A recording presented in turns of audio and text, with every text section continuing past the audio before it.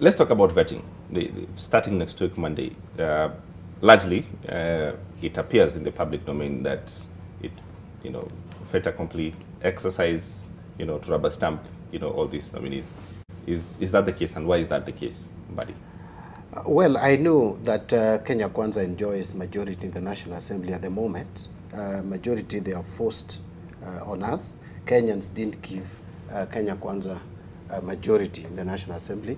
Instead, Azimio got the majority. But in the usual Kenyan style, and of course, most of our politicians either lack principles or the principles are lacking altogether.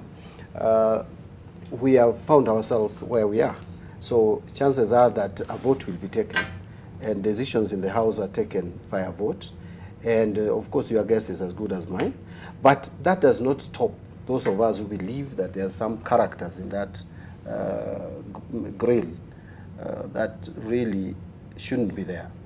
I look at... Who in particular? I look at Ruto's cabinet. I'm coming to that. Yeah.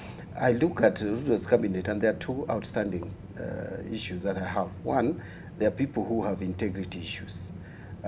Two, there are people who are... Actually, there are three. Two, there is competence. And three, there is matching.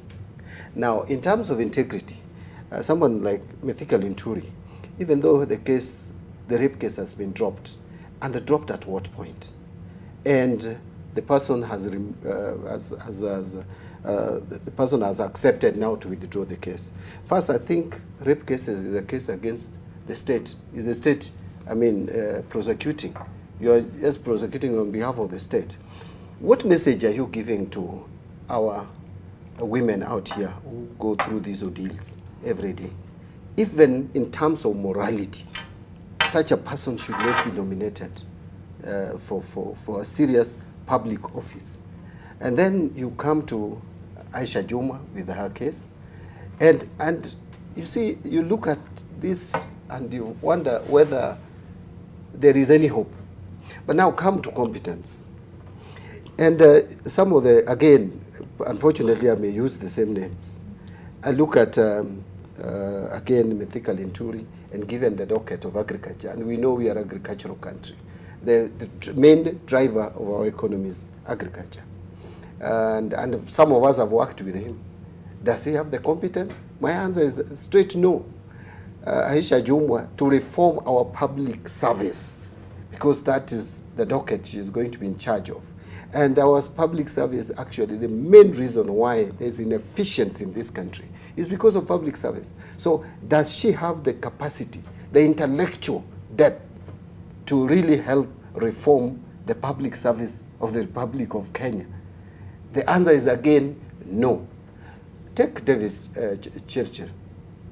He was in that Ministry of Energy before, where he was removed on grounds of integrity. And I don't know how many Kenyans would even remember that he was in that docket. That means he never left a mark. So why are you returning him to the same ministry? And now I talked about mismatch. You have picked a lady who many of us have agreed has done a good job at the geothermal, Miano, Rebecca. And then you misplace her. You take her to East African community. Much as that is also a very important ministry. But why couldn't you take this lady to be in charge of energy, where she has gained experience and expertise over the years? Then that would have convinced her that you are serious. Now you take her out there to East African community, and then you put Churchill to energy. And I suspect why that has to be done. Why energy has to be managed by someone from some quarters. Because there's a lot of business interest in energy. We know it. And so, to me, again, there are some good faces there, some people who can do some good job. Right. Treasury, in terms of knowledge, he does have, but his history, people are questioning. So I don't know, but let me wait for the names in the National Assembly. I wish I was put in the panel, the vetting panel. I wasn't put. But I will still be on the floor of the House. And I hope I will catch the eye of the Speaker to make my contribution.